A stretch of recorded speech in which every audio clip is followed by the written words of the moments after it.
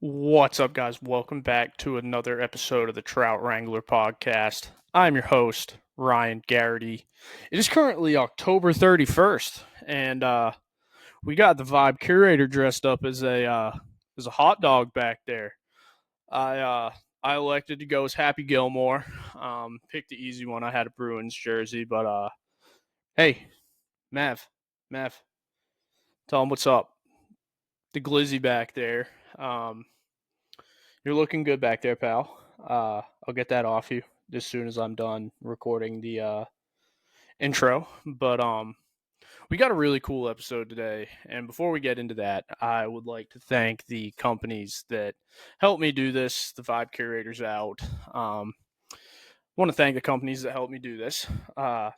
Free Fly Apparel, Bajio Sunglasses, Afleta Coffee, um, Riversmith, Temple Fork, Loon Outdoors, and that's about it. But really cool episode.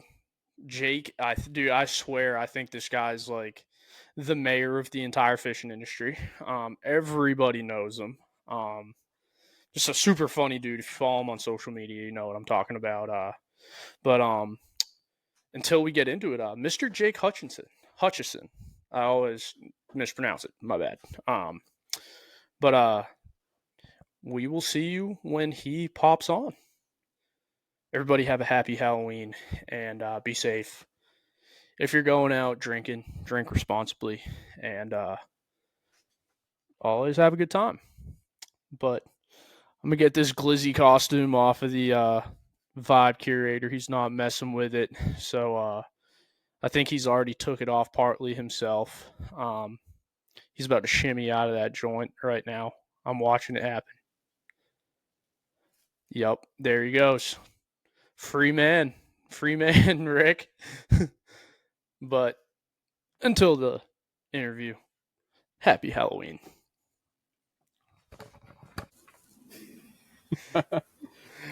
What's up, guys? Welcome to this episode of the Trout Wrangler Podcast. Like I said in the intro, we do have an interview. And I'll kick it over to you, Jake, to introduce yourself a little bit, man. Hello, Ryan. Thank you for having me on. I appreciate it. I am not quite a trout wrangler yet. I just got into fly fishing a few years ago. I started fly fishing because I was building fly rods, and I loved how elegantly you could build them. It's like an elevated simple. I could go crazy, but in a simple way. And if you look close, it's a beautiful rod, but from far away, it looks natural. And I was like, I like this. Then I started casting and fell in love with the sport of fly casting and fishing and being landlocked in Orlando and not in the Bahamas or something. I'm doing a lot more casting than catching and a lot more dirty water than clean, but I really enjoy it and I love it. And it's cool to talk about it. I've never really talked about it that much. So I'm excited for this. It's cool, dude. Like Orlando, you're actually close to like a lot of good water. Like Yeah. you go literally right down the road. You go to the Space Coast. I'll just leave it at that in case I'm not running anybody's spots. But like, you go to the Space Coast, and I'm sure you've been there. And if you haven't, Yeah. after the fact, I'll let you know a few things about it. But dude, Drop us some pins. you can go and catch tarpon with like literally right there, and it's so much fun, dude. And I just love that whole area, man. Like, sadly, like old Florida's starting to, probably you've lived in Orlando your whole life. I have, yeah. And anywhere we drive by, my dad's like, that used to be an orange grove. That used to be an orange grove. And now it's like something else, houses or a strip mall or something. So I haven't witnessed it directly, but I see a lot more of the stuff outside of Orlando now, just being disgusting track home neighborhoods. Dude, it's horrible. I hate it. Like it's never gonna be the same, which stinks. And it's like starting to affect the things that we like, hunting, fishing, and all that. But we already hit on it a little bit. Where and when did your fishing journey start? And you just kind of hit on it a second ago. But when did you start fly fishing? Fishing, I started when I was a baby. Like my oldest memories of all time have to do with fishing. And I remember when I was like 3 years old, fishing in a backyard, and I never stopped. My dad took me my whole life. And then I got into tournament bass fishing for a while when I was in middle school and high school. Loved that. It was my whole life. And then I started building fishing rods during that time. and then kept doing that, never let that go. Started building fly rods at one point. I was like, I like this. And started fly fishing a little more, and I've done it mostly in Orlando, a little bit on the coast. I know, like you said, like an hour away, I have access to incredible water. I just haven't done it yet, but there's so much good stuff here. Central Florida and Jacksonville, like the flood tides and Oh all yeah. that stuff. There's Tampa and the East Coast and Boca Grande. There, I could within 3 hours I could be in any type of Florida fishy fly fish water I want to be. I just haven't done that yet, but I love it. It's dude, like it's tough. Like I remember when I lived down there, it's like I'd want to go and like peacock fish, and I'm like, dude, a lot of people don't realize it's like the closest you can find like good peacock fishing is like right there in Boca, and it's like that's still a 5 hour ride. Like it's nuts. It's not that bad. But It's like 3 from downtown Orlando, yeah, dude, it's two and a so half if you go quick. my girlfriend's sister lives in Boca, so I'm like, whenever she wants to go down there, I'm like, can I please bring a fly rod? She's like, you don't even have time to fish. I was like, shit. But That's funny. dude, so like, you said you tournament fished in high school. I did the same thing. That's like where I kind of like got my start into it like super seriously. It is insane how big that high school fishing has got now. It's Yeah, insane. high school and college is nuts. Like it was just exploding when I was getting out of it. I told you this, but I got a scholarship to fish at SCAD, and then like right after that, all these schools started giving scholarships and just absolutely exploded nationally. And it's nuts now. High school and college is crazy, which is Dude, cool. yeah, It's awesome. it is cool. Like, so how old are you? 25 right now. I'm about to be 25. 26. Dude, so you probably fished against Logan Parks and stuff like that. If you fished any of the national tournaments in high school. I didn't. We only did one national tournament. It was a lot of local stuff. We had like a pretty strong local Florida scene here Oh yeah, with BASS and FLW stuff. But we fished. I forget what I think it was called the World Finals on like Pickwick in like 2016 or 2017. That was the only national one I ever did in yeah. high school. That was So the I T. didn't know any. I didn't know him back then. Who That he was the was. TBF. That was the TBF national. I think that was on Pickwick. We fished against Logan in high school nationals in 2015, and dude, his whole turn, he's exploded. And now he's got his own tournament where he like you've seen it where he gives away a boat. He's giving I think like 2 boats this year. They're giving a spot in the opens to the winner or something like that. Dude, like Really? it's insane how big it's been now, dude. But like I remember when I was in high school, it was like you were lucky to have 15 boats at a tournament. Like my sophomore year, I remember we had like 10 boats at a tournament, and everyone was like, "Yeah, dude, like we got like a ton of boats." And now it's like they just had the Riley's Cup, which I fished for Riley's Catch in high school. They had the Riley's Cup last week. There were like 120 boats in it. I was That's like, sick. dude, I was like, that's insane. I was like, We had the same experience. Like there was a lot of tournament. Well, actually, not there. In Central Florida, there's tons of kids, but they come from all over. So we had some pretty good ones. There was the Bobby Lane Cup that Bobby Lane threw the fisherman on Kissimmee out of Camp Mac, and that always had like 120 boats, I think. And that was a big one. That was really fun, like locally. It was just sick. But that's probably 200, 300. I don't know what it is now, but it's probably bigger. yeah, dude, Camp Max badass, dude. It's so It's cool. sick. Yeah, dude, Do, like it's insane. do you know Bobby Bakewell, the pro fisherman?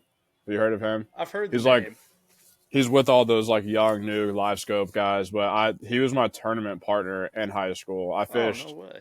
We used to fish team tournaments, again, well, not singular tournaments against each other, and then we became partners and we did really well, and it was really fun. We fished this tournament organization called Seminole Junior Anglers, Yeah. and it was just a blast. But now he's like a pro, and this was sick. Full circle moment. I learned like the most about bass fishing from fishing with him and his dad, fishing tournaments and for fun.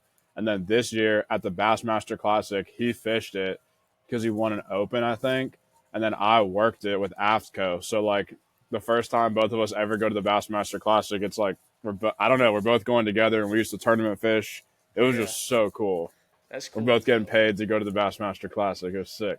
Heck yeah, dude. It's cool as hell, dude, like how they do it in college. Like I don't know if you know Louis Minetti. He's like buddies with Chase Yeah, Singleton and yeah, all them.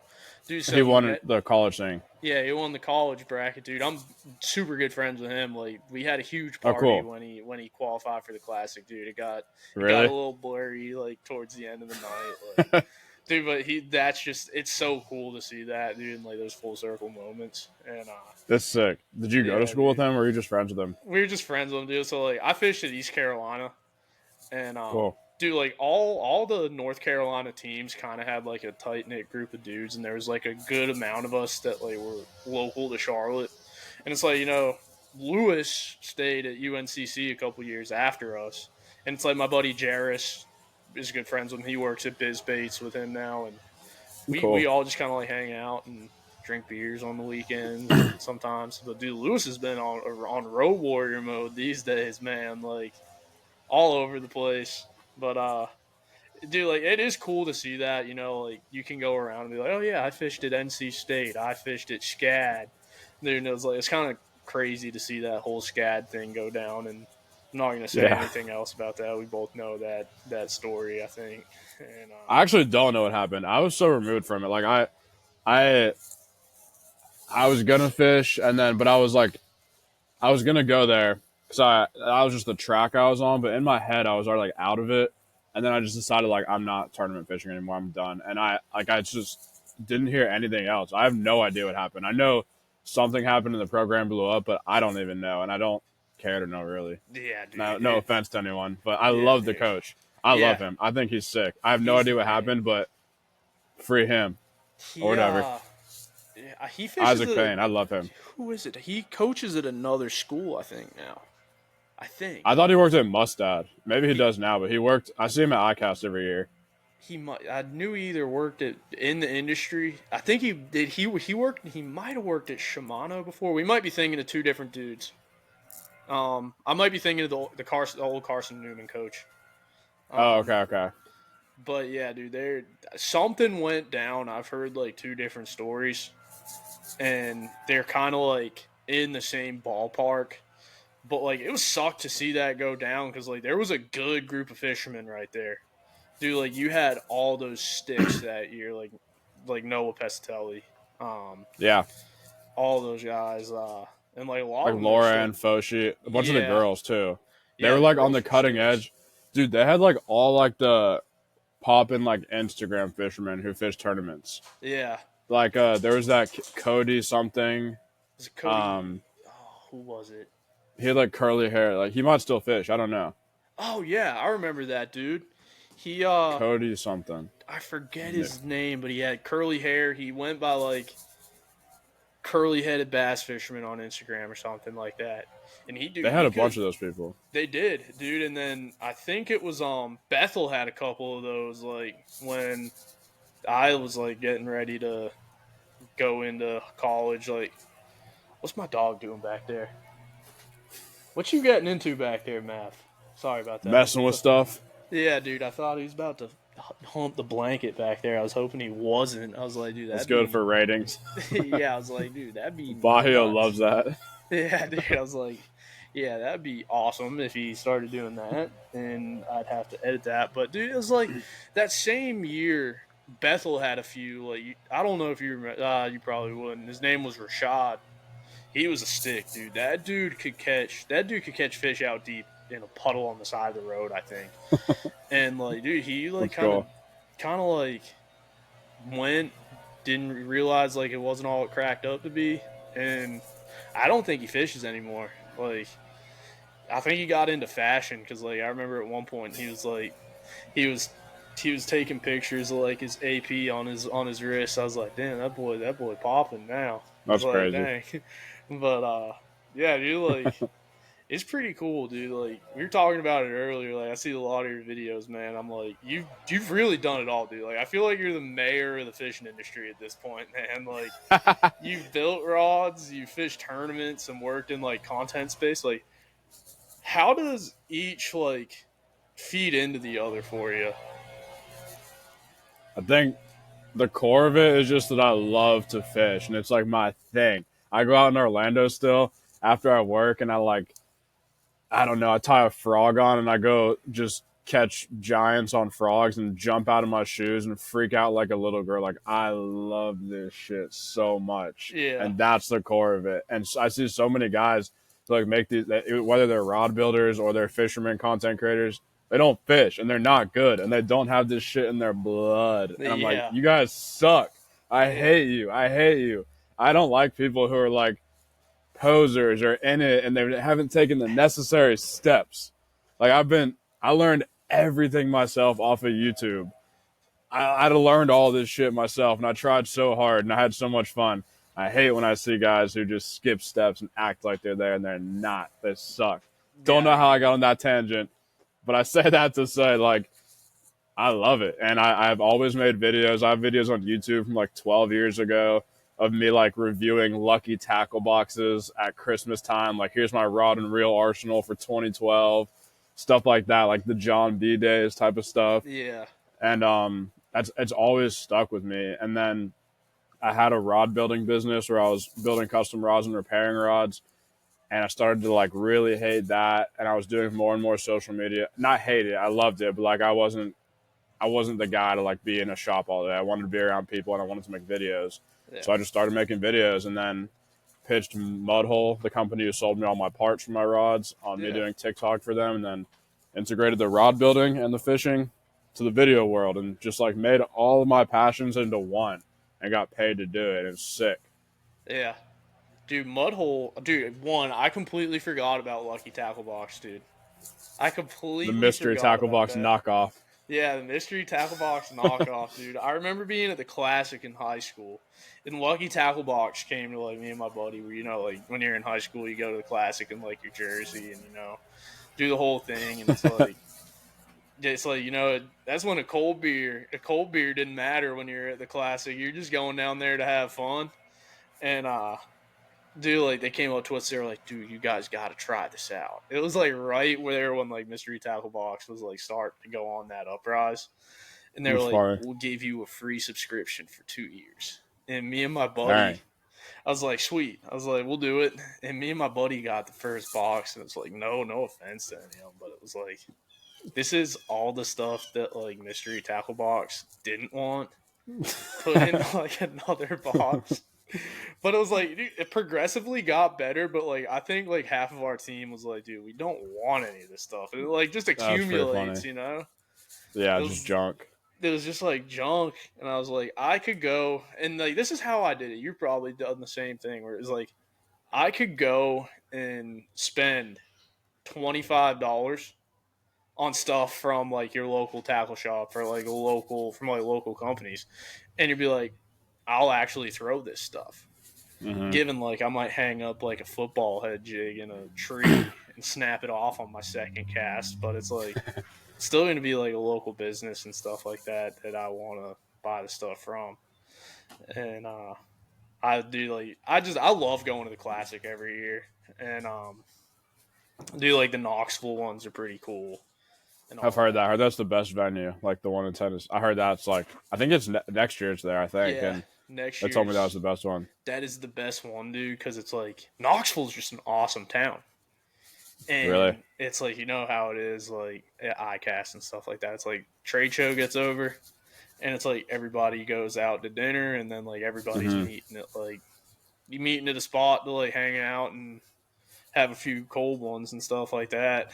And Knoxville's just the perfect place for that. That's And cool. it's like I think I'm going. I'm excited to see it. dude, it's gonna be sweet. The first one we went to in Knoxville, dude. We went and, dude, I'm talking our hotel was in the middle of an absolutely horrible part of town. Horrible part of town. It was like it was one of those motels where it was like, it was like your stereotypical, like, college travel hotel where it was like motel, essentially 2 floors, and it was just in an absolutely horrific part of town. Transport a little bit of Memphis down to Knoxville. Exactly, dude. Exactly. And do like gunshots outside the hotel, and me and my buddy are sitting there. I don't know if you know Jarris Bush. He's always at the Classic with like biz baits and stuff like that. And I don't think so. it was him and I, and then one other guy, and we woke up at like 2 a.m. We're like, dude, were those gunshots? And we're like, I was sitting down and I slept in 2 chairs put together, and it was like we had like woke up like, dude, was that gunshots outside the hotel? And my buddy Jairus is already awake. He was like, yeah, dude, it's been happening for like the past hour.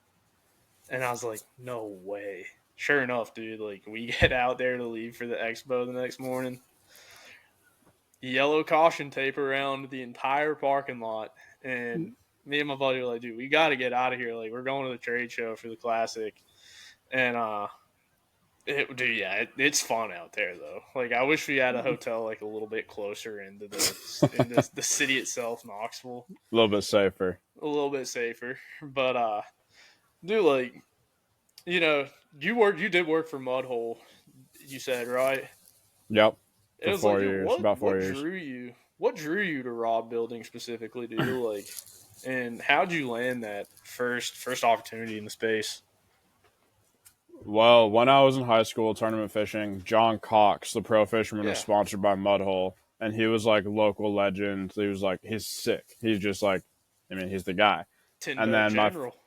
He's amazing. Yeah, it's so cool. And my friend Baylor McDaniel, who I was really good friends with, we fished together and like worked together, did odd jobs. He started building his rods too from Mudhole, and then I was like, I want to try it. So it happened to be like 25 minutes from my house, and my mom drove me down to the showroom one day in Oviedo, and she bought me a all-in-one like startup kit to build my first rod.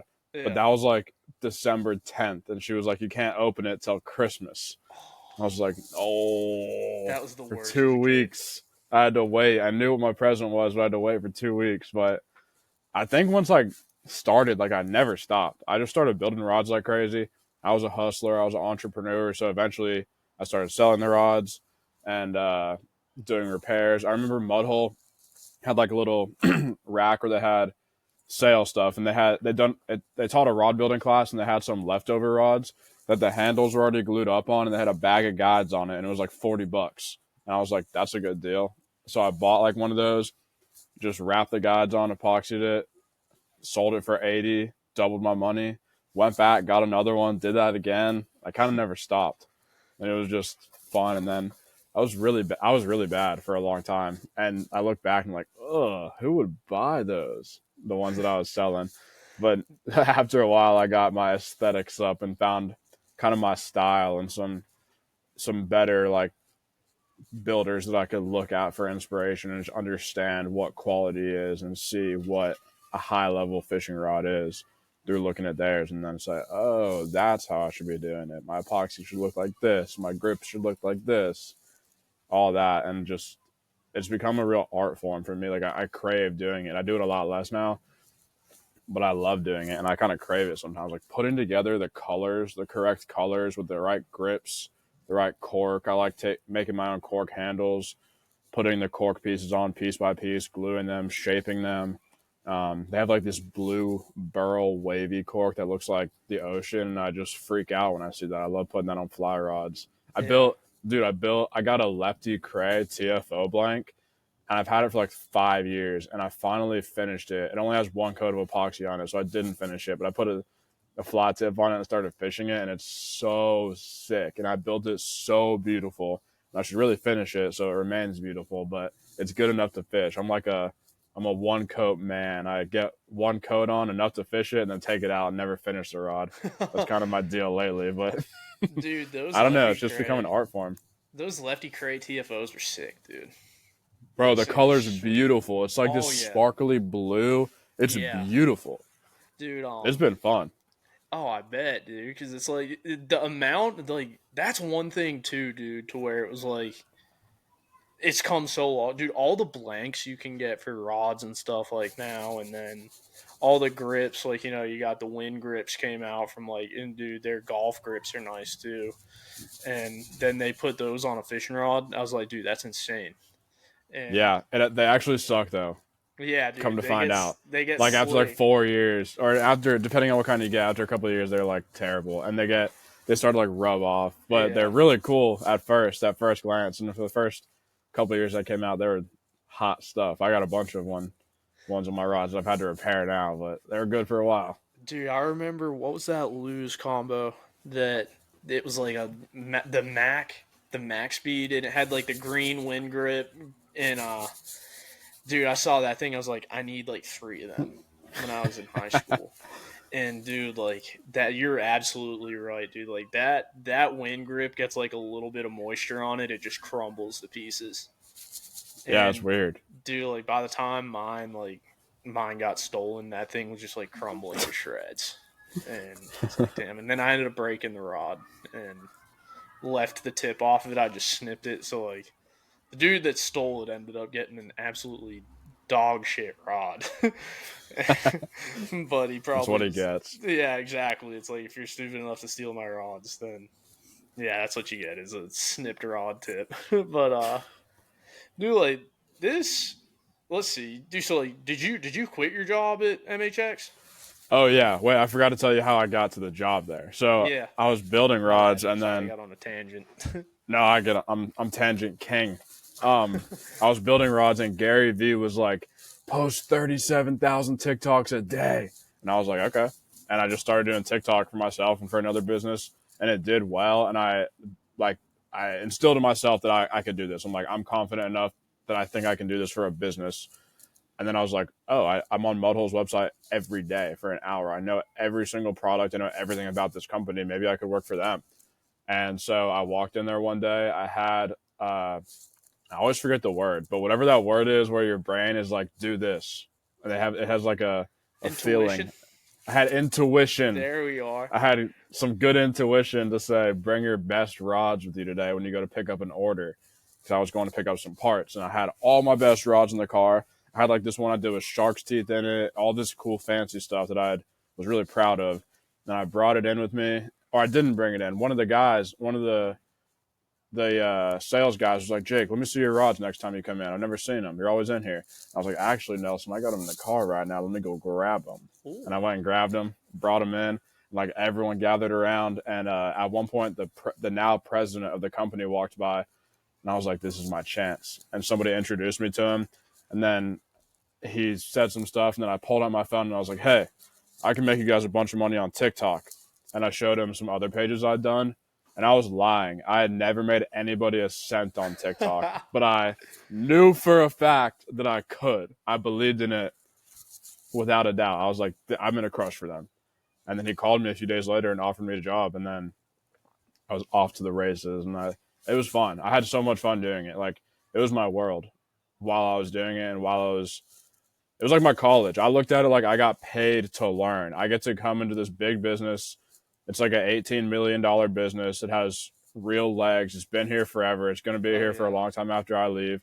And I got to learn all the aspects of the business. I got to learn how to do social media and learn how to be myself on social media and get paid for it. I became the face of the company and kind of the face of the rod building industry by making all these videos since Mudhole was such a big name. And like, it was fun. We crushed. I got like 100,000 followers on TikTok in like 13 months, and then just crushed all this. I eventually took over all the socials, and I just had so much fun making these short form, dumb rod building and fishing videos that some people liked, some people hated. It was pretty funny. We were talking before the podcast. I get some crazy comments. Like a lot of people call me a lesbian. Back then, dude, the Mudhole clientele is like old white mad guy who loves like drinking beer and just being mad at the Dodgers or whatever. And so I was making videos just smiling and laughing and having hair, and they're like, who's this damn bad word on Mudhole? You guys keep posting this boy, I'm done buying from y'all. They would like seriously threaten like to stop shopping at Mudhole if I didn't get a haircut. It was crazy, but it was so funny. Is that back when you had the mullet? It was post mullet. A lot of guys liked the mullet. A few didn't. But there was a stage in between mullet and Farrah Fawcett that I was kind of just like confused schoolgirl. Farrah Fawcett is crazy.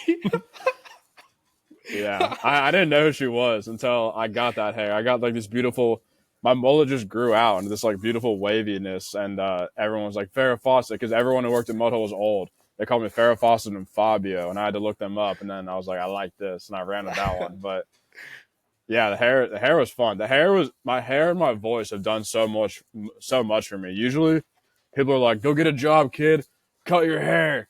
But for me, it was like grow your hair out, get a mullet, and then you'll get a job. And it helped me so much having recognizable, like, unique hair and the voice. I don't know. I just had things that worked for me, and I capitalized on them as much as I could. Dude, the comments are crazy, dude. Like, I remember, I think I scrolled past one that it was like, it said something. It was like, here he is, everybody's favorite gluten-free lesbian or something like that. And I was like, dude, that's crazy as hell. But then Dude, I want to. the one from today had me cracking up too. Yeah, I posted a picture of me bald today. It's Halloween. We're recording this, and somebody said like from lesbian to lieutenant. It was pretty funny. Dude, that shit was crazy, dude. The song made it too. The song. I love adding the songs. Yeah, I gotta start doing that more. I love like crafting a post. It just makes me so happy sitting on my phone and fucking giggling, making like the funniest Instagram post of all time with the best video or the best picture, the best caption, and the song. Like, it's like a whole world in an Instagram post. Everything comes together to make you damn laugh, and I like that. Dude, I just cooked one up, dude. Thinking of this, I was wearing this jersey, and I put a. I'll just show you the video. I hope. Okay, Hope it'll pull up. But I said, pop like, it up. Great song, Migos. Let's see. Which one? Pop it up. I Oh, thought that's what you just said. Let's see. Dude, yeah, I was like, you have way too much time on your hands. And so I was wearing a Bruins jersey, and I put a skull cap on my dog, and I was like, Happy Halloween from Chubbs and Happy. Hold on. Let's see. that's cool. My name is Happy Gilmore. That's funny. Did you already post that? I might. I'm thinking about it. Dude, post it. I'll That's a good do it one. when we get off of this later. And I like dude, that one. That's funny. Dude, I was sitting there, I was like, you got far too much time on your hands. And No, dude. Be like, Mom, look, this is my job, baby. I love you. I'm gonna take care of the family in 20 years from this. Let me cook. yeah, You don't even know what your son's cooking up right now. dude, it's like that same thing. I got into like, I'm always the person that people like, I Photoshop memes of people and stuff like that. Like, one of my buddies, Dude, that's so fun.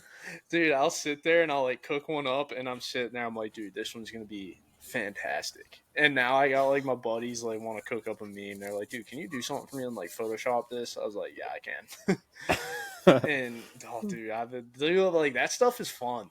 Just like looking at It's that. so much fun. It is, and it's like I catch myself doing the same thing to where like I'll be like, this is gonna be great. I'm like giggling to myself. My girlfriend thinks I'm a psycho.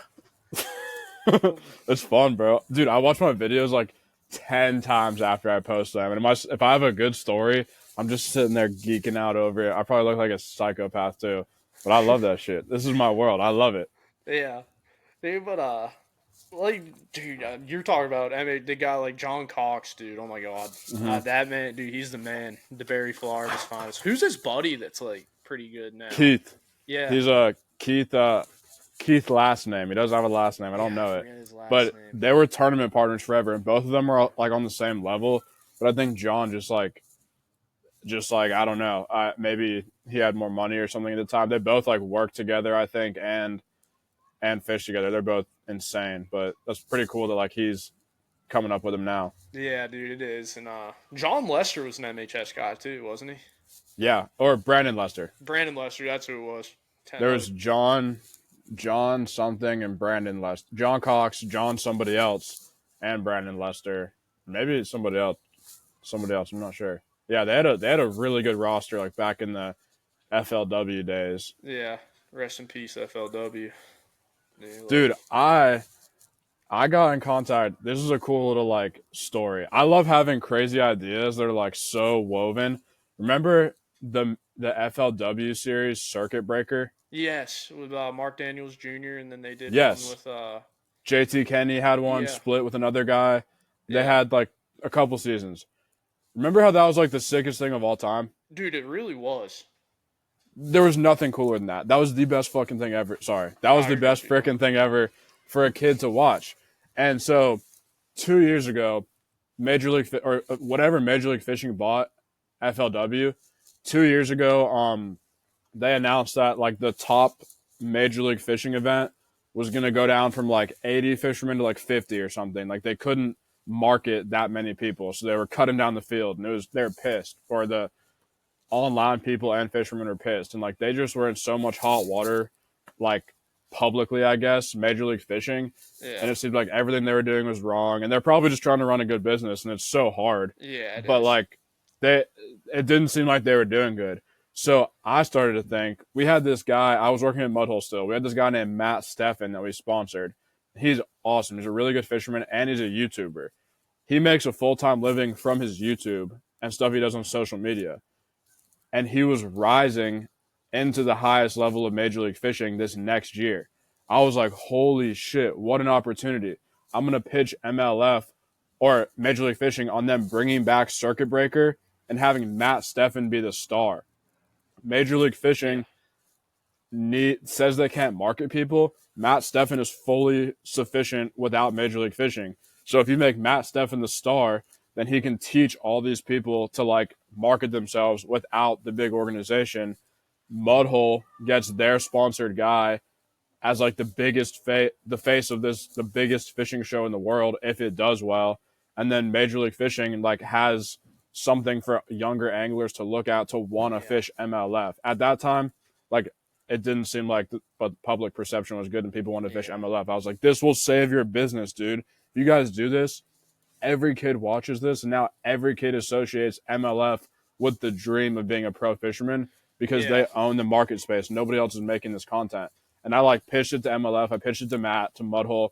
I made a pitch deck. MLF made a pitch deck. They sold it to sponsors. We got like all the way. Then they didn't get enough funding to do it. And I was like, guys, fund this shit yourself. This could save your company in the future. This is like, how are you not seeing this is the biggest thing of all time? And they probably wanted to behind the scenes, I'm sure. They wanted to do it like crazy, but it didn't happen. But I was just like, what a missed opportunity, fellas. This couldn't be better. Like the perfect guy, the perfect time, everything's perfect. MLF got dragged for a while, dude. Like it was long bad, time.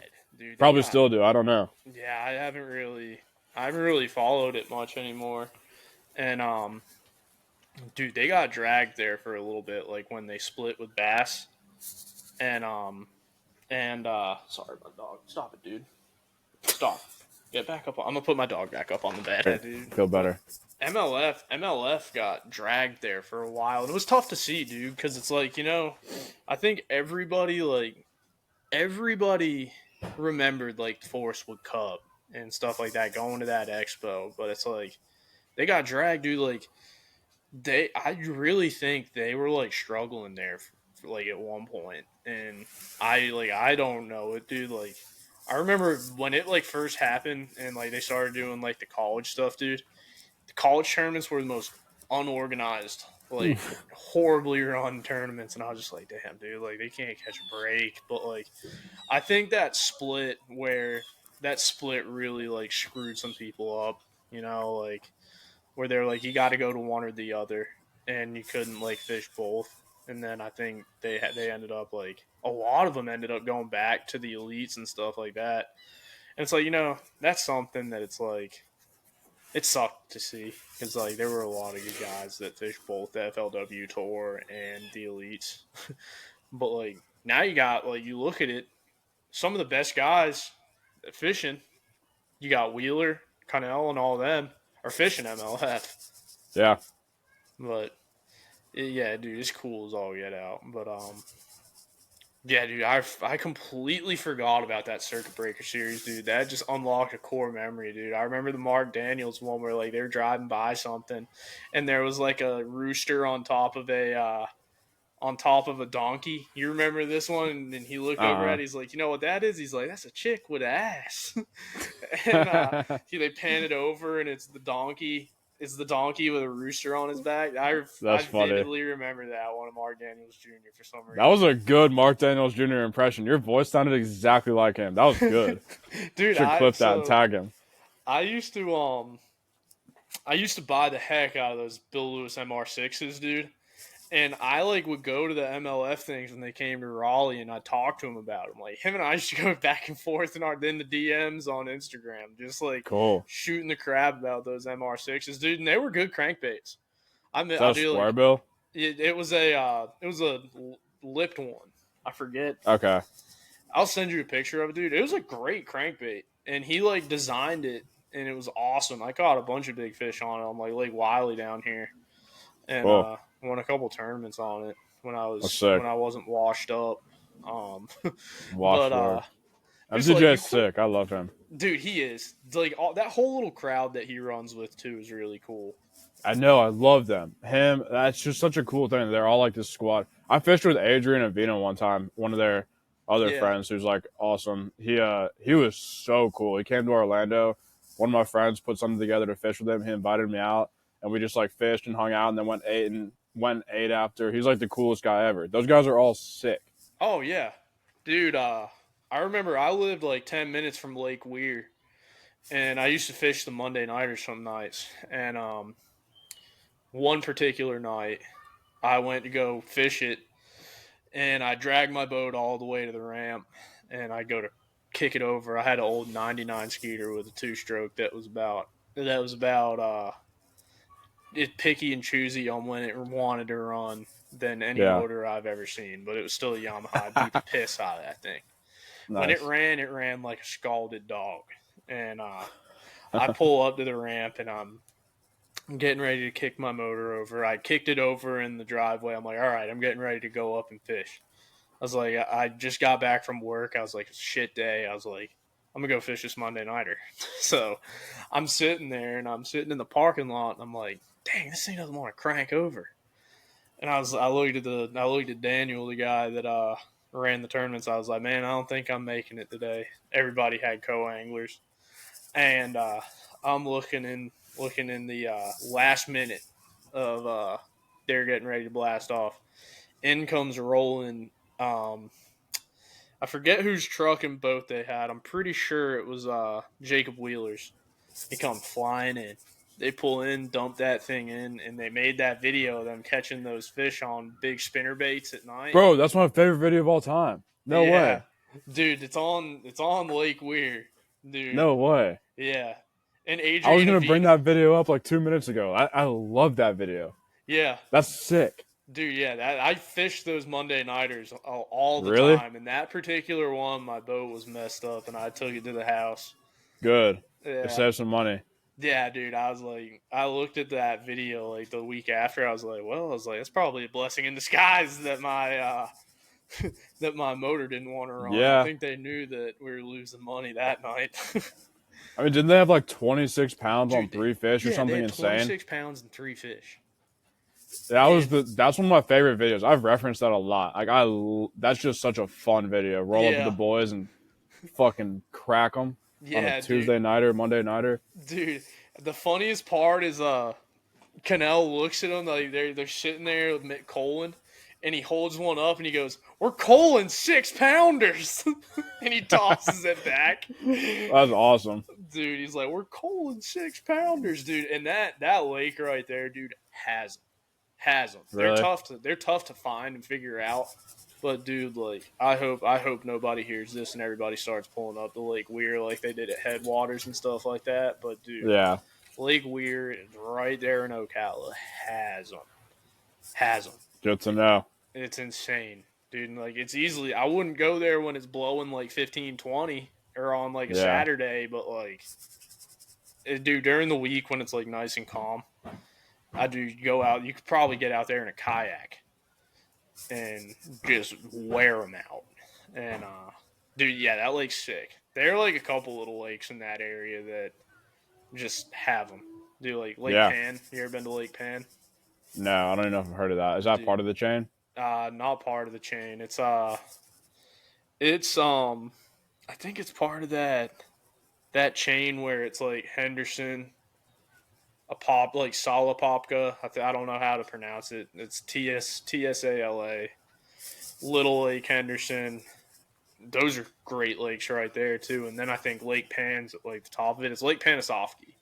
Oh Everybody knows yeah, I Penn. know Penn. Yeah. Yeah. I didn't know it was like Penn, but I've never fished it. But my friends have. They have tournaments out there. Yeah. They had a lot of like junior Bassmaster tournaments out there when I was in high They school. have that, and I think the X series are out there now too. And Cool. dude, that lake has them too. You can go out into the middle, and it's Florida staple. Sit there with a dang speed worm and just wear them out. I love that. Dude, I still love doing that now. I do too. It's so much fun. Dude, you're I'm reeling gonna it over fish the today. grass. You just feel donk. It comes up with like salad all over its head. I'm like, man, that's fun. It's like even a 1 pounder seems like a 5 because it's got all that hydrilla on its head. But Getting me fired up to go bass fishing. oh, dude, I'm starting to get fired up too. Are your sponsors gonna be mad that we're talking about bass fishing this whole time? Nah, they won't care, dude. I'm kidding. Care. Not at all. But dude, it's like, see, I don't get to talk a lot of bass fishing anymore because it's like all my buddies are like either they fly fish or they deer hunt mostly. But like, dude, see, I like to sit down and like get it all out of my system sometimes. So this is great. That's fun. It is, dude. It's like, it like brings me back to like college and stuff. But Yeah, I've enjoyed talking about it. dude, same here. I still do, but like I'm not as tapped into like the whole pro circuit and stuff like that as I am. Yeah, me neither. I don't know anything. I just know that like the 80-year-old men are getting pissed off about panoptics and forward-facing sonar. Yeah, it's pretty funny. I don't care about any of that shit. Dude, I never did, and I still had a Minn Kota Edge on my boat, and that thing I almost cracked it in two a couple times. But just like we were talking about it a second ago, you quit your job to kind of like chase the dream. Like, what influenced that decision, and do you ever regret making it? Never regretted it for 1 second, one time at all. I always knew I was going to quit. Mudhole, like I said earlier, was like college for me. And I think when you get good grades in college, you graduate. And it was just like time for me to move on. And I had high aspirations and really big goals when I went there. And I kind of did a lot of the stuff I could and felt like I tapped out and hit a ceiling.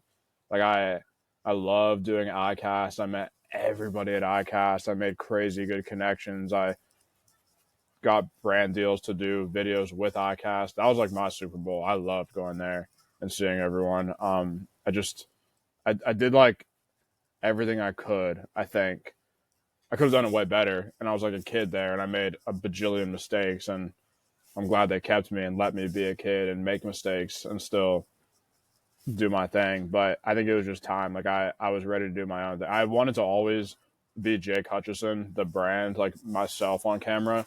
And I had done a few things I had done well while I was there. And then I was just ready to go. And I couldn't have stayed a day longer and I couldn't have quit a day earlier. It was perfect timing. Could not have been better timing. And I quit mainly to do my own brand, Jake Hutcheson, but also to consult and create for other companies. And it was really, really rocky for the first probably like 6 months of this year. Like $0 dry. Aftco called me. Casey Shad called me randomly one day and he was like, "You want to go to the Bassmaster Classic?" And I was like, "Yeah, I would love to." I had nothing going on, no money coming in. I was broke. And it was like, he just believed in me and he gives me a lot of work and they've been so great to me. Aftco and Marshall are like the best companies on earth. I work with them a lot now and I'm like stable now and I have great stuff going on, but it was really difficult for a long time. And I didn't plan that. I thought I was going to be rich immediately. I was like, I'm rich. And I thought it was going to be fine. I had some bad like mental health times. Didn't even realize it. I was going through it, but it was all good. And it all took me here. And I learned so much from it. 0 failures, all learning from all this bad stuff that happened this year. But it was great. And I'm finally like stable, but never once did I think it was a mistake to quit or I wanted to go back. I have done some videos for Mudhole since then. I pitched them on a little video series and they had like an 8 video series for them, just like a contract based thing. Cause I still love making rod building content, but this is like exactly what was supposed to happen at the exact right time. And it's been perfect. And I'm finally like good and more on my feet now. That's good, man. That's Yeah, awesome. it took like Dude. 10 months though, but it was okay. Hey, I I'm went gonna be here for a through while. I went I'm gonna through be here that for a too. while. Really? When I moved back from Florida, dude, I was going through it, bro. Like just going through it, and I was just like, you know what, man? It's like just keep your foot on the pedal, get through it, Yeah. dude. Like I think, dude, like the thing, the most important thing is it's like, you know what? What's good for you here, you do it, and just like where there's a will, there's a way. That's kind of like how I've looked at things, dude. You just gotta. Yeah, you can. It's like a little baby, like you're talking about a little baby. Just gotta embrace the struggle, bro. Get out the mud. Started listening to a lot more rap music lately. Yeah, Again, dude. I grew up listening to that. We did. My friends and I remember there was a station called Power 95.3 when I I was like remember it. 10. Really? Yeah, you Yeah, remember that, bro? That was sick. I had yeah. an iHome, and it was like a Apple product. That was like a speaker and a radio and a clock and stuff, and you could plug your like Phone iPod into into it it. to charge it. Yeah. Yeah, all that. And I had that, and I would turn on 95.3 at night and go to sleep when I was like 10. So I grew up listening to or not grew up, but when I could, I listened to rap music, and I just love rap so much, like good rap music, not like Yeah. mainstream crap, like the good shit. And Yeah. it fires me up like nothing else. I love hip hop. Dude, Jeezy. Dude, like that old school Kanye. That old school Yeah, sick. Kanye is crazy. I love it. Dude, Akon. Dude, Akon Yeah. used to be the Any man. Akon like featured song is fire. Like, the Yeah. DJ Khaled stuff that Akon's on or the Jeezy stuff that Akon's on is Yeah. incredible. Soul Survivor, dude, still makes me wanna put my fist through a wall, dude. I heard that. I was in the gym the other day. I was working out. I had like 215 on the side of the bar, and I was like, that thing came on. I heard that opening. It's Akon and Young Jeezy, and I was like, I'm about to Yeah. throw this through the ceiling. Sure enough, I do like that old rap is awesome, dude. Like I love it. even like older school rap, dude. Like especially like that Atlanta stuff. That's just, and then the Louisiana, like that deep South. I was talking to this with somebody the other day, like that um, Webby, Boosie. Boosie, and then even some I like love that. Boosie. Dude, some of that newer like Louisiana stuff's just out of pocket, dude. Like nobody in Louisiana is ever gonna touch Boosie. Like I don't care if Young Boy's goons come after me, dude. He's never touching Boosie, ever. I don't even want to hear Young Boy put in the same sentence as Boosie, even though I just did it. But like, dude, his concert in Charlotte looked wild. His concert in Yeah. Charlotte looked insane, dude. I saw a video of it, dude. So we were at Laney Wilson the night before, and That's a big contrast. yeah, dude, huge contrast. So I saw up on like the ticker thing. I was like, oh man, Young Boy's gonna be here tomorrow night. I was like, I kind of want to go to that. And my girlfriend's like, you can go to that one yourself. I was like, That's funny. dude, apparently it ended up being a huge, crazy like event, dude. People were getting the shit beat out of them in the stands, and No way. yeah, dude, there were like 4 fights that broke out in the stands, and I've seen like 6 or 7 different angles of it from like different Oh, wow. parts in the arena. Dude, like literally crazy. just a group of dudes just beating the hell out of this one kid. Dude, but like, dude, That's horrible. Young Boy's moving so crazy, dude. Like he did a show in like L.A. I saw, and he wore all blue. I was like, dude, I think that's a choice in L.A., my man. Like, it's like that is a choice. But I like him. I don't like him because I think it like is terrible for kids yeah, who oh, don't know 100%. where they're going or don't have guidance to listen to and get influenced by that. I have a great head on my shoulders, and I want to pick up a gun when I hear NBA Youngboy. Imagine kids who don't have a dad and don't have a mom and are not stable. They are going to pick up that gun and go fucking shoot somebody, and that is not good. Maybe we should cut this part out. I don't know, but that's true. Oh, it's so dude, it is. influenceable, dude. We're definitely I'm gonna literally have a to cut white that. kid in Orlando. I don't need to listen to that. I love that shit though. It fires me up. Like I don't know his music, bro. Just hip hop in general, like real like dope boy trap music, Yeah, hood music, like Jeezy, Gucci, love Old Gucci. Future. There's nothing. It's on the same level as like catching a bass on a frog, listening to that type of music. There's like a few things for me that just like give me that damn. Dude, oh yeah, Makes you want to kick a fat kid at Kmart. Yeah. As Theo Vaughn would say. Dude, I love him, bro. We saw him live a few years ago in Orlando. He's so funny. Dude, he's hysterical. Dude, dude, I feel the same way about Gucci, though, bro.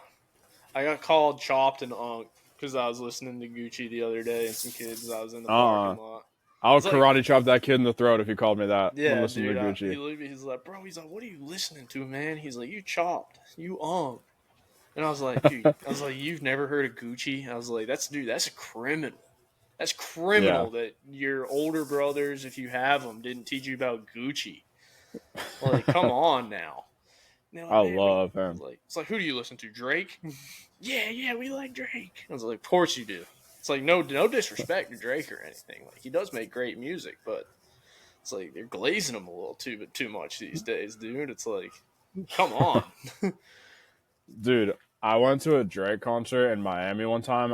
It was like a Thursday night, and I left work at like 5 p.m., drove down to Miami by myself and went to the concert, and then drove back that night to Orlando and got back to work on Friday the next morning on time. Proud of myself for that.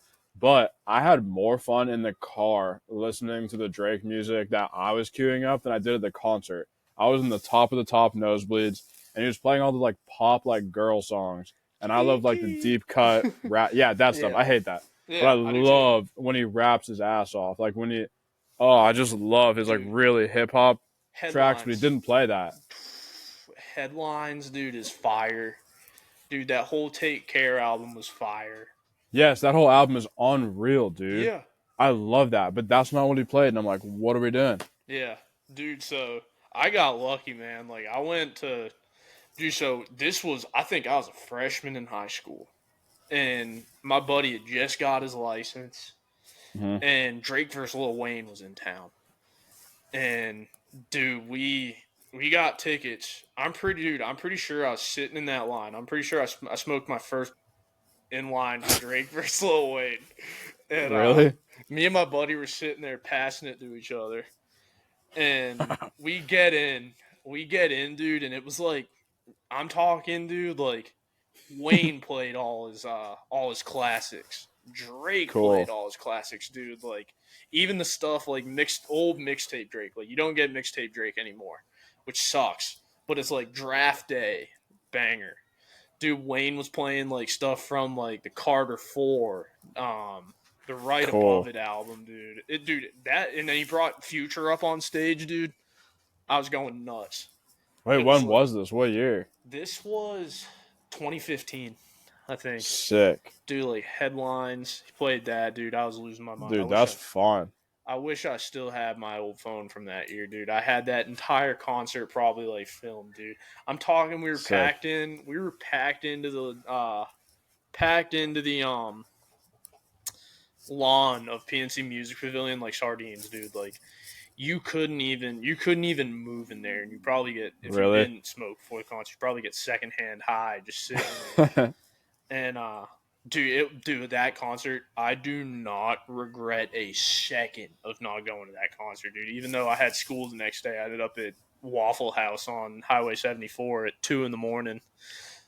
And dude, that concert was unbelievable, dude. Like, I don't think I'll ever see a hip hop concert like that one ever again. Like, no, that's pretty incredible, bro. Yeah, it's awesome. Like, it's the same thing. I want to go see Kendrick, even though it's like that's so stereotypical these days. No, he makes great. It's because he makes. I don't like when people try to discredit stereotypes. Yeah, stereotypes just mean something's true. Yeah. Wait, no, that's not what I'm talking about. Is it? No. It's good. What's the word for I'm talking about something else actually, but like, what's that other word where people like it's like a word or a phrase where like this is so something before someone says something that everyone else says. Cliche. Yes, I didn't mean stereotypes. Cliches just mean they're true. Yeah, it is usually. And it's like Kendrick makes great music. I do like phenomenal. Good Kid, Mad City has to be one of the top 10 albums of this generation. Dude, like, that whole album front to back is just fantastic. Fantastic. My little cousin just started listening to rap music. He lives in Oakland, California. And last summer, I go to like Tahoe with him every summer.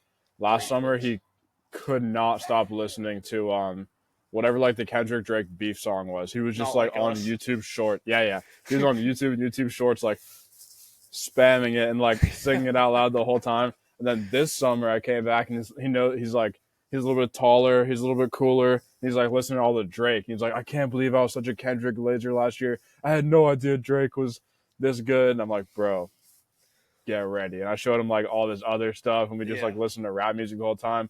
It was so fun. And then this was that Clips album dropped with Pusha T and No Malice. Yeah. And they haven't been out. Did you ever listen to them? Or do you now at all? I know Pusha T. I haven't listened to that. Sick. Dude, Pusha T went on a wild run there for a little bit. Another dude that absolutely bodied Drake. Pusha T. Yeah. I didn't even know him. That's how I found out about him. And like 4 years later, I listened to Daytona and his other album around that time. He's just a good rapper. Like he is great. And then they had a good album, and I showed my little cousin that. And then I actually went to their concert recently in downtown Orlando. It was sick. Dude, I didn't get a ticket. I thought I bought one, and I didn't get a ticket. And I was like, frick. And the concert started. And so I couldn't buy one anymore. And I just looked up like tickets, and I found some bootleg website or something that sold tickets after an event started. Yeah. And I got one for $7. Oh my God. And I walked in like right as the concert started. It was like couldn't have been more perfect. I was like, wow, this was so simple and easy and cheap. It was sick. And Dude, I got to see them. You know fun. Who we run into around town sometimes around here is DaBaby.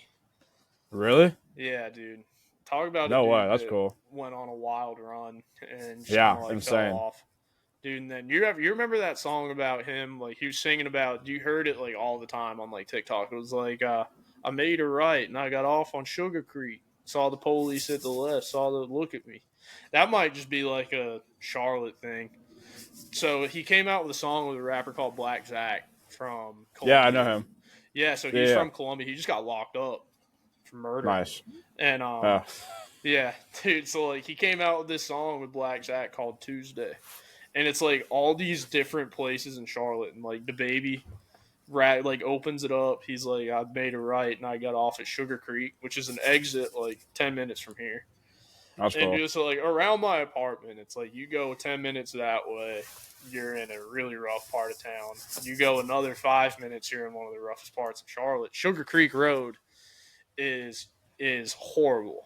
And so he talks about, he's like, made a right and I got off at Sugar Creek.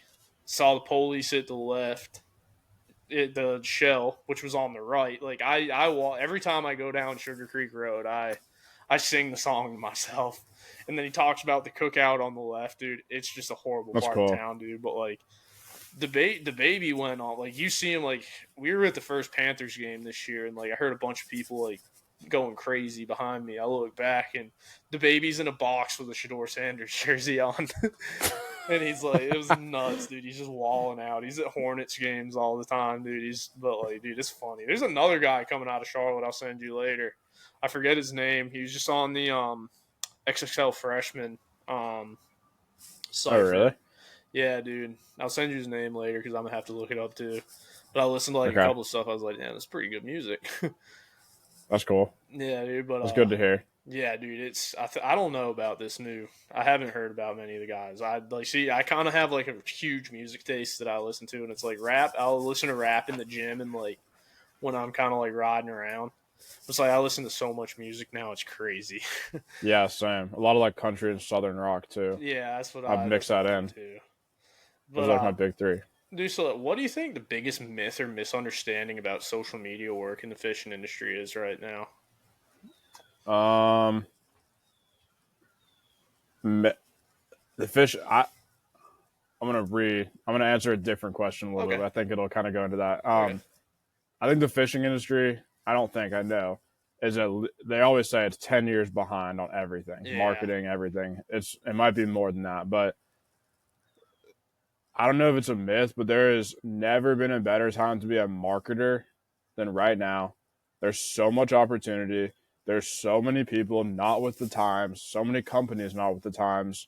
so many people doing outdated stuff and just not even catching 5 years ago stuff that if you're a kid or if you're smart, creative, driven, hungry, anything, there is so much opportunity and space for you to come into a company, to start a company and really make an impact in a new fishing company or one that's been there forever, because they're just not doing stuff that is like new and incredibly effective. They're not doing all the social media platforms. They're not doing the right stuff.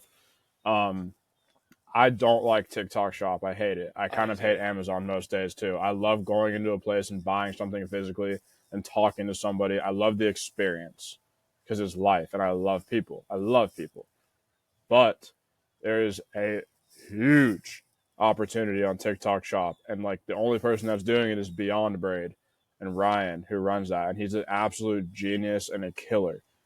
And he's making like millions and millions and millions of dollars just being smart and doing new age stuff with TikTok Shop and Amazon. There's just so many companies that are so far behind.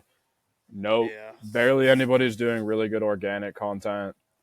I guess fly fishing is different. It's like there's like cool companies doing cool shit, but there's like a lot of companies that are not capitalizing on even social media, and that's just the start of it. There's so much space, and so many people still start with, "Hey guys, my name is Jake here. I'm with Bahio," and I'm like, "Oh my god, they're on your profile. They fucking know you. Don't introduce yourself for the video. Like you gotta hit them with like anything. There's just so much oldness and so much room for improvement. In a positive way, there's room for improvement. So if you're a young, hungry kid, you can go in and kill for a company. I came into Mudhole, they weren't really doing social media, and now they have a huge social media presence. Anybody can do that for any company. Local tackle shop, bigger company, just start, prove yourself to you or to them, and make shit happen. The world is yours. It's kind of cool, especially right now. It's really cool to see, like, especially now that, like, some of these companies, it's like, you know, the old companies, like the OGs, like the like rod companies, like the ones that came up, like Shakespeare and stuff like that. Dude, they're starting to get heavy into social media now. Like, they got Matt Robertson, Shakespeare does now. Genius. And, dude, like, that is a genius move. Because, like, the dude's just authentic. He'll get up on stage in a fur coat, crack beers over his head, and it's like seeing stuff like that where it's like you don't have to be, because like you remember the like, especially the bass fishing industry of old, where it's like you're so cut and dry, like you're older like dudes, like you're Roland Martins, like don't mean to drop a name, but it's like Roland Martin's a cool guy too. Like there's a time and a place for that cool old school guy thing, you know. But it's like now you got dudes like Seth Feider, Matt Robertson. Seth Feider's got a cig hanging out of his mouth every single tournament, even when he's on live, and they're like kind of capitalizing on that. Where like they got a video, slow mo video of him like idling at blast off, ripping a cig, and it's like, don't get me wrong, like, you know, a kid will probably look at that and be like, damn, that's cool as shit. I want to kind of start smoking cigs, but it's like it looks cool. But it's like, you know, I think Bassmasters especially starting to like loosen up on their stuff a little bit. They're crushing. And I love what they're doing. It's awesome. I love what BASS is doing. Yeah. There's a few companies that are starting to do good. I love what them and their team's doing. It makes me so happy. They're doing funny shit. They're doing good stuff. They're doing innovative stuff. Like they're doing stuff like that. Like they're doing I love what they're doing. Yeah. Dude, it's great. Like, I don't know if you know Chase Sansom, dude, but he takes some phenomenal pictures, dude. I think I met him at the Classic. Yeah, maybe. Dude, he takes phenomenal pictures. He's buddies with Lewis. I've never personally met him, but like, dude, awesome stuff. They posted, this was probably now 3 years ago, on the College Bass page. College Bass page, dude. It's like me and all these guys that fished in college. Like we're all graduated at this point. We're sitting at like an ECU, UNCC baseball game, and I'm talking Toro from the floor up. And Sansom posted it on the College Bass page, and freaking wild as hell. It was so funny. I had like a Zen can sitting between my legs, and dude, like we were all visibly. I was like, you know what? I was like, that's kind of cool. was like, Bassmaster might be lightening up on that stuff a little bit. I had a beer in my hand and another one sitting They in front posted of me. it. Yeah, they posted it. That's funny. But I like the high class Bassmaster memes page. dude, it's Or I so think funny. that's good. I don't know who. I know nothing about that, and I kind of don't want to, but I just love it. Dude, there used to be another one. Dude, I have a idea who runs it, but I'm not 100% positive. I think it's a dude from North Carolina. I think. Do people know who runs it, or is it a secret? I don't know. I have a feeling I know who it is. It's not a Elite Series Pro. I don't think. Dude, but yeah, I think it's a dude that just makes memes and is kind of like tapped into like pro fishing. And Cool. That makes sense. yeah, dude, but there was another one that was bad, dude. Like bad. Like I forget which one it was, dude. That this was like right when Bass and MLF the whole split went down, dude. And they were posting pictures of like one of the somebody. I'll tell you who it was after like their Tinder profile. And them like waiting on an Uber at like the Classic or something like that, dude. That's funny. It was bad at one point, but dude, like it is kind of cool to see that like that stuff's starting to come up, dude. But like that high class pass memes is so funny. Some of them, It's like great. I saw one about like a Max Scent General the other day, and it had me like chuckling for a good like 5 minutes. Talking about John Cox, dude. That's the biggest spokesperson for the Max Scent General that I think I've ever seen. The dude's always They're talking about good. the general, but I don't. dude, I like what they're doing right now because dude, they are killing it. And then it's like, Yeah, they're just having fun, yeah, they are, dude. And like, which makes it fun for us to watch. I'm good buddies with Ronnie Moore, and Cool. dude, it's like Ronnie's the man too. Like what they're doing on Bass Live is really cool, dude. Like it's Oh, really nice. cool to see them kind of like lighten up a little bit. And it's like it does suck a little bit though because they are getting flack because like the whole like information rule. And it's like, you know what, man? Like, were those dudes, like, were the Bill Dances, the Roland Martins, and stuff like that, were they able to get information? They were out there just fishing with their own two eyes and off their flasher. But it's like, I mean, they're kind of getting slammed for it, but they shouldn't. I think it's what they're doing is legit. Yeah, it's awesome. Everybody's always going to complain. But I haven't seen that much, but they're doing a good job with everything they do. So they do. Happy for them. They really do awesome. And I had a great time fishing that stuff in college. So it was cool. Like we were traveling circus, we'd practice and go back to a Airbnb and drink beer with all the other schools. But That's funny. dude, yeah, we used to do it a lot. Like we'd be at like a campground or like an Airbnb, and there'd be a bunch of teams around us, and like usually we'd have like a couple of North Carolina schools around us. I remember we went to I forget if it was Hartwell. I didn't go to this particular tournament, but apparently the people that went left the Airbnb a mess, dude, like beer bottles and stuff. And we got back to the meeting, and we had an older dude that was like our safety officer, and he laid into the group that went to went to Hartwell and do like all these videos surfaced of like the dudes drunk throwing beer bottles at each other, kids like freshmen jumping off the dock, and That's crazy. we were in a little hot water with East Carolina Club Sports that year, and we definitely should not have been doing those things because we were in hot It water. happens. Yeah, it is. It happens. It's an all good and fun. But dude, so like with so many platforms and formats now, like real shorts, all that stuff, like lives, like how do you stay focused and pick the right medium for like what you do? Well, you just experiment and you try a bunch of stuff. Like I said, I learned it. There was a time when I worked at Mudhole where I knew I'm going to be doing this myself. So I got to like learn, and I just like looked at everything, like what's going to be best for this business and how can I learn this so that I can do it one day. And I got to test a bunch of stuff, and I eventually got to where I could make one video that crushed on Instagram, TikTok, Facebook Reels, and YouTube Shorts. So like short form, vertical was just like my lane. Short form, organic, vertical content was my social lane, and that's what I've stuck to. And that I was good at that, and that's what I've been good at.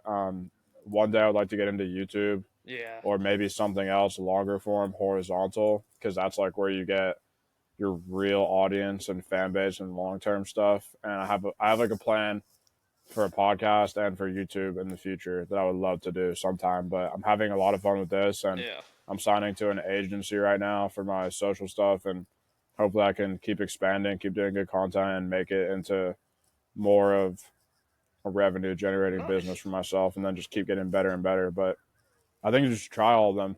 Yeah. Figure out what you like best. If you like doing live stuff, you can become a streamer. If you like doing long form, do a YouTube or podcast. If you love short, quick stuff and you're a good on the fly editor, short form. Yeah. It all works. Dude, Just figure out what's best for you. That's something that I got to get into is like doing the YouTube videos. It's like if you look at my YouTube channel, it's literally like all podcast episodes. And it's like I got to throw something up there to like kind of like see people and they're like, "All right, this dude actually does make some cool shit." Yeah. But Take the Millhouse approach. Do the podcast, but then also do like social clips and YouTube videos too. yeah, I like what they do a lot. dude, Millhouse is killing it. Dude, like I love them. That's like my favorite podcast out of anything. I listen to that all the time. do you listen to Captain's Collective? A little bit. Yeah, dude, Yeah, a little bit here and there. When I run out of Millhouse episodes to listen to, I go over there. Dude, Millhouse is like the OG, like I love them. podcast guy, dude. And it's like it's cool. Like Andy and Nikki are just cool as hell. Dude, like I just love what they do, dude. I love their conversations they have with people. Like I listen to it almost every time I fish. I like listening to it while I fish. Like it just takes me back. Not takes me back. I wasn't alive, but it takes me to these places that other things can't. I love hearing these old school stories about the Keys, just about anything Florida, America, out west. I love the authors. I've listened to the Tom McGuane episodes like 10 times. Yeah. I just love the guests they have on so much. Dude, yeah, it's kind and of the Carl cool. Hiaasen one too.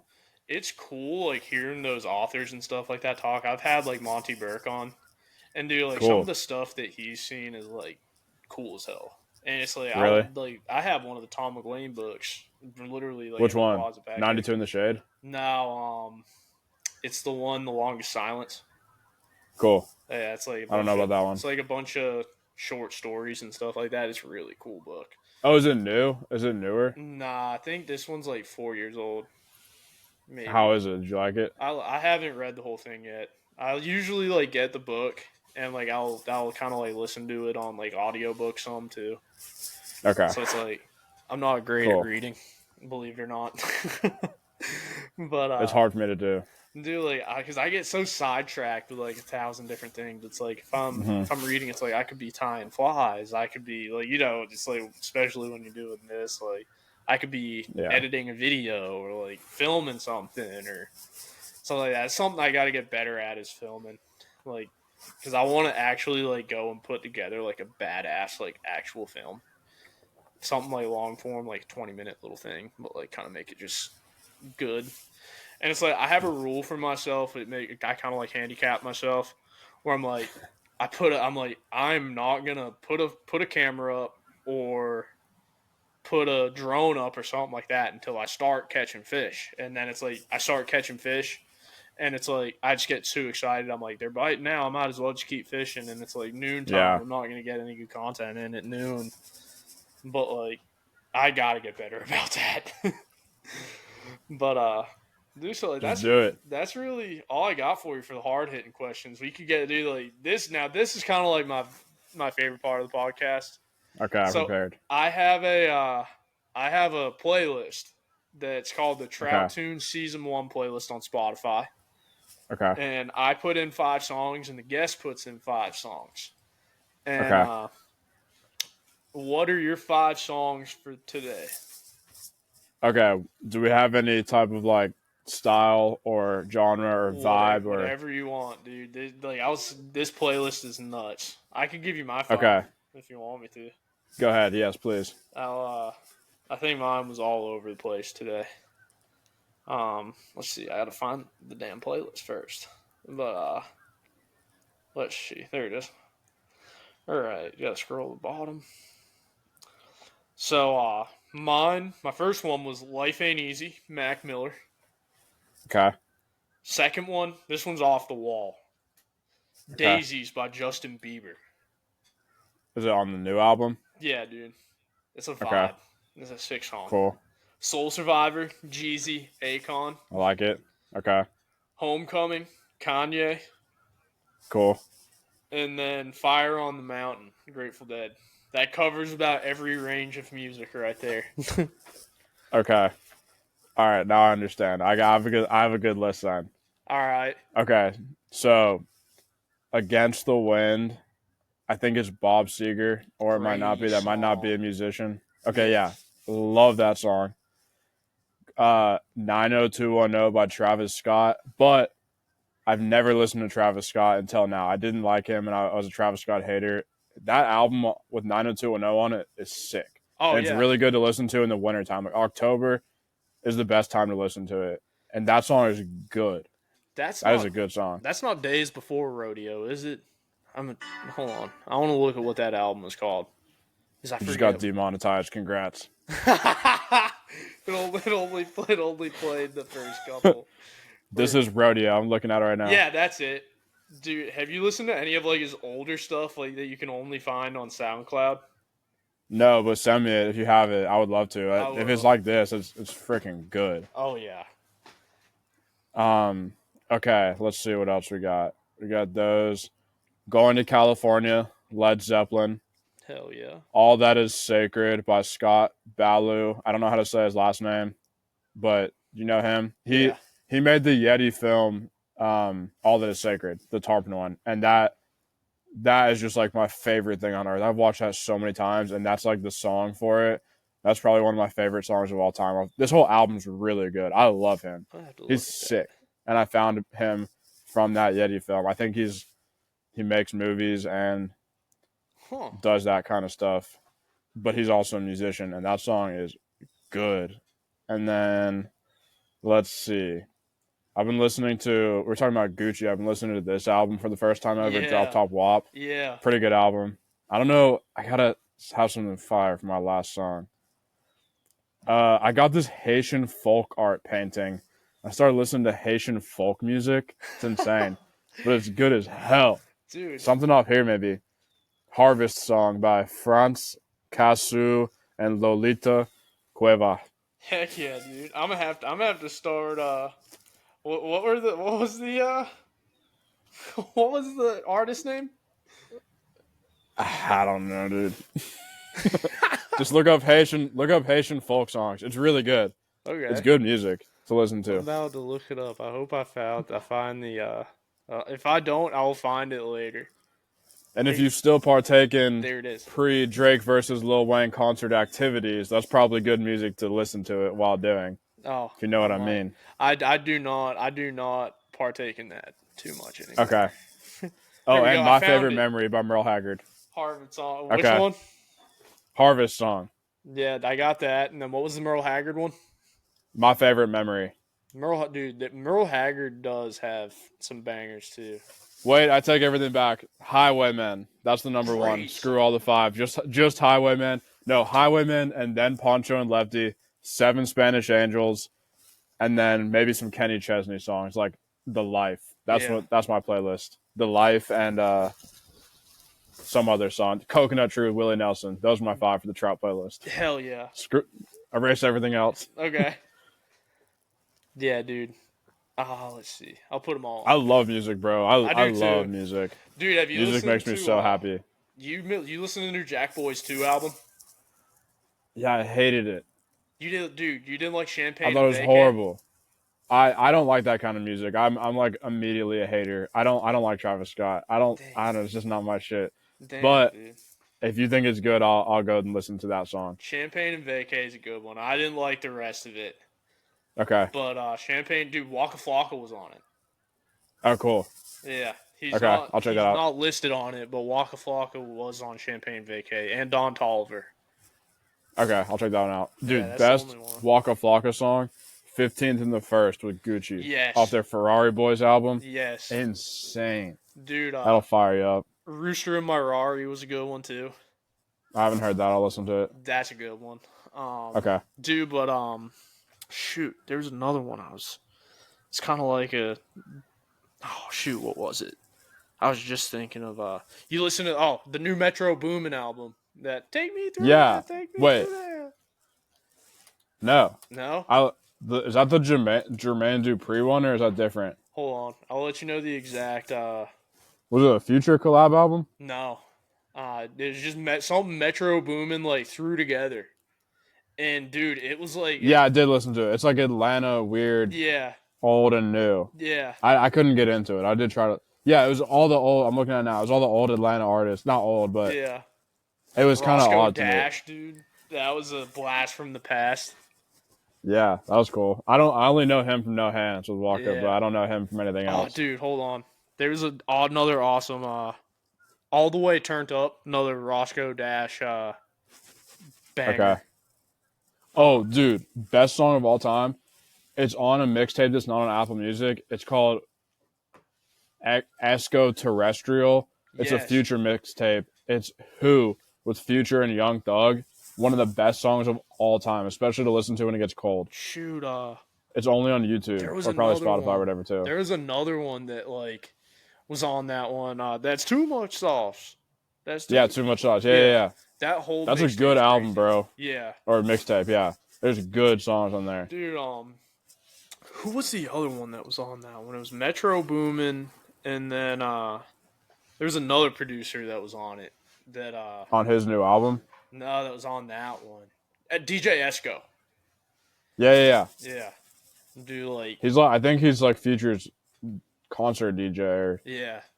He's still with him. Remember that song Married to the Game? Yes. That was a good one. There's like a good YouTube video for that. Yeah. I love watching music videos too. I do too, dude. That's like one thing. It's like my girlfriend, we'll go to like the bar sometimes and like meet my parents or something like that, watching football. I'll get home from the bar and I'm like, I know I'm about to sit on the couch and watch music videos for like another 2 hours after my girlfriend goes to sleep. Dude. I haven't done that in like 6 years, but I really want to. Dude. I used to love doing that.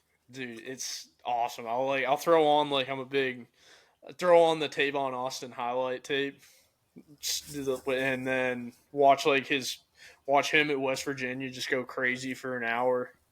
And then I'll just start watching music videos. That's pretty funny. Dude, it's like before bed, still a little on one after the bar routine. But, dude, that's all I got for you today, man. You want any last thanks or plugs that you want to give at the end of this? Well, thank you very much for having me on. I appreciate it. This was a fun conversation. Dude, it was. Bringing back up old bass fishing memories and barely talk. I don't have much. I'm glad we talked about that because I don't have much to talk about in the fly fishing end. Like, I love it, but I don't have any stories. Never been anywhere. This is kind of crazy that fly guys call it DIY fishing when they go by themselves. That's insane. Yeah. Like, that's unreal to me. I'm like, bro, what are you guys doing? That's just like normal. That's what you do. That's just kind of funny. That's my only fly hate of the day. I love fly fishing. But if you want to see no fly fishing, you can follow me on Instagram at hutch.jake. I go a little bit, but I do other fun videos that have to do with the outdoors and not outdoors, just kind of my life. Fly fishing and fishing does end up on there, but it's not like the prominent poster. TikTok, Jake Hutcheson 3, and those are my main two things right now. Instagram. I'm also on YouTube at just Jake Hutcheson. You can find me on there. There's some old fishing videos on there. I had a viral fishing video back in the day. This guy trying to fight me at an inlet. I got like 1 million views. Long form YouTube. That was fun. Which inlet? Sebastian? No, it was St. Augustine inlet up north by Jacksonville. Yeah. That was fun. But those are my main places. And follow me. And I appreciate Ryan for having me on. This was a fun conversation. Dude, I really enjoyed this. Yeah, dude. I'd love to do it again. Oh, dude, we'll definitely have to do it again, dude. And if you want to get into the little more fly fishing, dude, get up here. I'll take you. I'll take you to the mountains. Get you on some. I'm in Charleston a lot, so I probably wouldn't be that far to go. Yeah, dude. I think we're 3 hours from Charleston. Okay, I would love to go. Next time you're down there, dude, All right. I'll give you my number after we get off here. Shoot me a text. I'll take you up to the mountains and we'll get on some fish. All right, I'll build myself a 5-weight. Dude, do it. 5-weight or 4-weight. I got like 8 sitting in that closet back there. So if you don't end up bringing one, let me know. I got plenty.